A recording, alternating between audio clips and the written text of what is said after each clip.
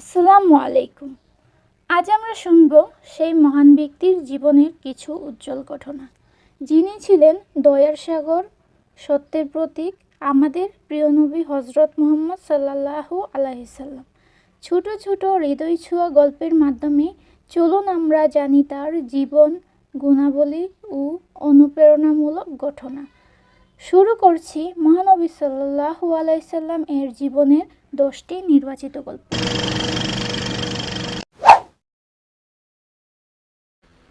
সত্যবাদিতা প্রতিদান। একবার এক কাফেলা সফরে বের হলে এক তরুণ বলল, আমি নবীজি সাল্লাল্লাহু আলাইহি সাল্লাম এর উম্মত, আমি কখনো মিথ্যা বলবো না। ডাকাতরা তাকে জিজ্ঞেস করলো, সে সত্যি বলল। ডাকাতরা এতই মুগ্ধ হলো যে তারা পুরো দল ইসলাম গ্রহণ করলো। এই গল্পটি থেকে আমরা যা শিখলাম, সত্য একদিন বদলে দিতে পারে বহু হৃদয়। নবীজির খাওয়ার নম্রতা। তিনি কখনো হেলান দিয়ে খাবার খাননি, সবসময় সাধারণ মানুষের মতো বসে খেতেন এবং বলতেন, আমি তো এক বান্দা, বান্দার মতোই খাই। এই গল্পটি থেকে যা শিখলাম, অহংকারহীনতা নবীর আদর্শ। হেরা গুহায় প্রথম ওহী। একা একা পাহাড়ে উঠে যেতেন তিনি। হেরা গুহায় বসে ভাবতেন, এই পৃথিবীর মানুষ কেন এত অন্যায় করে। একদিন হঠাৎ আল্লাহর পক্ষ থেকে এলো প্রথম ওহী। ফেরেশতা জিবরাইল বললেন, পড়ো তোমার প্রভুর নামে। এখান থেকেই শুরু নবুয়তের সূচনা। ক্ষুধার্ত সাহাবীকে আতিথ্য। এক সাহাবী বললেন, ইয়া রাসূলুল্লাহ, আমি ক্ষুধার্ত। নবীজি নিজে কিছু না খেয়ে তাকে নিজের ঘরে পাঠালেন, কিন্তু ঘরে কিছুই ছিল না। তবু তিনি সাহাবীদের বললেন, কে আজ তাকে দাওয়াত দিবে। এই গল্প থেকে যা শিখতে পারলাম, অতিথি পরায়ণতা নবীর শিক্ষা।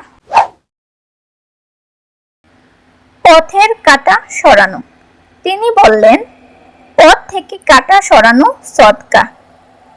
তিনি নিজেই রাস্তা পরিষ্কার রাখতেন। এই ছোট্ট গল্প থেকে যা শিখতে পারলাম, ছোট কাজও আল্লাহর কাছে অনেক বড় হতে পারে। পশুদের প্রতি দয়া। একবার এক উট কান্না করছিল।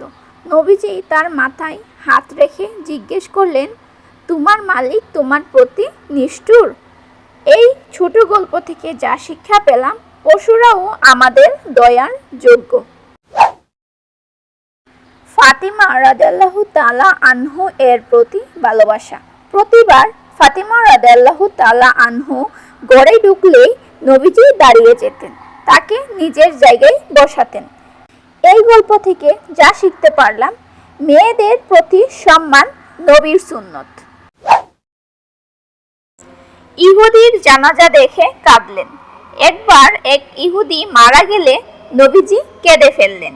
সাহাবারা জিজ্ঞেস করলে বললেন, একটি প্রাণ জান্নাত পায়নি, আমি দুঃখিত। এই গল্প থেকে আমরা যা শিখতে পারলাম, মানবতা সবার উপরে। শত্রুর প্রতি দোয়া। তাইফের লোকেরা তাকে পাথর ছুঁড়ে আহত করল। জিবরাইল বললেন, ইচ্ছা করলে আমি এই শহর ধ্বংস করে দেব। নবীজি বললেন, না, হয়তো এদের সন্তানরা একদিন ঈমান আনবে। এই ভিডিও থেকে আমরা যা শিখতে পারলাম, দয়া দিয়ে প্রতিশোধ নেয়া নবীর পন্থা। উমর রাদিয়াল্লাহু তাআলা আনহু এর ইসলাম গ্রহণ। তিনি একজন কঠোর ব্যক্তি ছিলেন, ইসলাম ধ্বংস করতে চেয়েছিলেন, কিন্তু নবীজির দয়া, কুরআনের আয়াত তাকে বদলে দিল। এই গল্প থেকে আমরা যা শিখতে পারলাম, যেই হৃদয়ে আজ কঠিন, তা কাল গলে যেতে পারে হেদায়েতের আলোতে। বিদায় হজ ও চিরন্তন বাণী।